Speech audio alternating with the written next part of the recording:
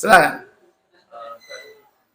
Nabi Muhammad kan diutus untuk seluruh alam. Nah, apakah bangsa jin itu juga bernabi yang sama dengan kita?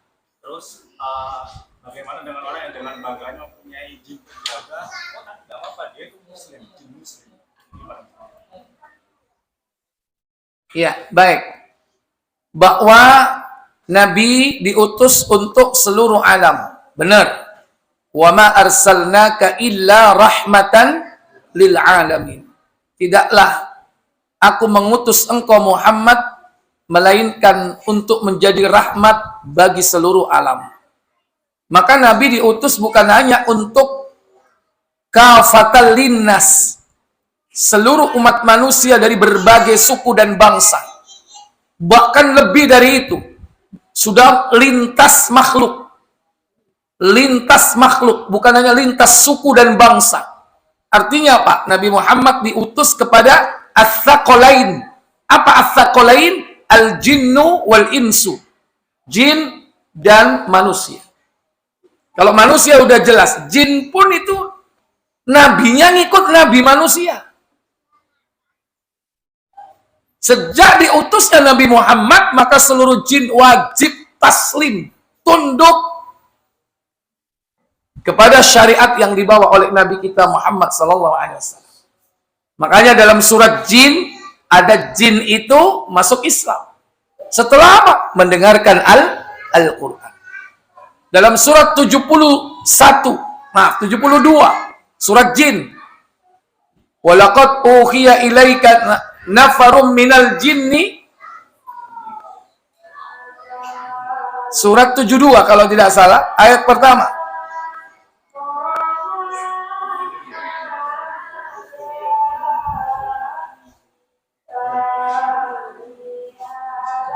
Ya. Faqalu inna sami'na Qur'anan ajaba yahdi ila rusydi fa'amanna bi. Apa kata Allah Jalla wa Ala? Ayat pertama. Katakanlah, hai Muhammad, telah diwahyukan kepadamu bahwasanya telah mendengarkan sekumpulan jin akan Al-Quran. Lalu mereka berkata, apa katanya? Sesungguhnya kami telah mendengarkan Al-Quran yang menakjubkan. Terus? Yang memberi petunjuk kepada jalan yang benar. Lalu kami beriman kepadanya. Ya, jadi jin ini pun beriman kepada Nabi kita Muhammad Sallallahu Alaihi Wasallam. Yang beriman inilah dia berarti menjadi seorang muslim. Tapi yang nggak beriman, mereka tetap disebut kafir. Nah, yang beriman ini pun muslim bertingkat-tingkat. Ada yang fasik, ono sing beti, ono sing belunak, podo mek menungso. Nah, kemudian kalau sudah demikian urusannya, maka masing-masing wajib taat kepada Allah dan Rasul utusan Allah di dunianya masing-masing. Tidak boleh membuat kolaborasi, tidak boleh membuat sebuah persahabatan, tidak boleh membuat kontrak kesepahaman MOU untuk membangun sebuah proyek, tidak boleh. Walaupun saling menguntungkan, win-win solution, meskipun simbiosis, mutualisme, tidak boleh dalam hal makhluk yang satu jin, yang satu manusia, tidak boleh. Kenapa? Tegas Allah menyatakan dalam surat tersebut pada ayat ke-6. Wa annahu kana rijalun minal insi ya'uduna birijalin minal jinni fazaduhum raqa. Apa katanya? Dan bahwasannya ada beberapa orang laki-laki di antara manusia meminta perlindungan kepada beberapa laki-laki di antara jin. Maka jin-jin itu menambah bagi mereka dosa dan kesalahan. Gak ada artinya Pak punya temen jin. Apalagi tuku mengganti dengan mahar per jin 1 juta. Sementara dia punya banyak koleksi jin. Sopo sing arep tuku. Sehingga ada sampai obralan. Gara-gara Kak Payu iki obral jin. Ayo sapa sing tuku? Gak larang-larang. Piro? 200.000. Nah, ini tidak boleh dalam Islam. Tidak ada hujah apapun yang membenarkan tentang itu. Kalau ada yang berhujah dengan Nabi Sulaiman yang menyuruh jin memperkerjakan jin, sudah tidak relevan lagi. Karena Nabi sendiri tidak melakukan. Dan Nabi sendiri berdoa supaya selain dari Nabi Sulaiman, didoakan oleh Nabi, tidak ada yang mampu menguasainya.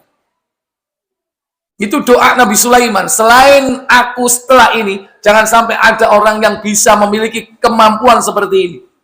Kalau seandainya Nabi tidak ingat doa Nabi Sulaiman, niscaya jin Ifrit yang sempat ketangkep pada suatu malam, niscaya akan diikat di tiang masjid Madinah dan akan dijadikan mainan oleh anak-anak kecil Madinah.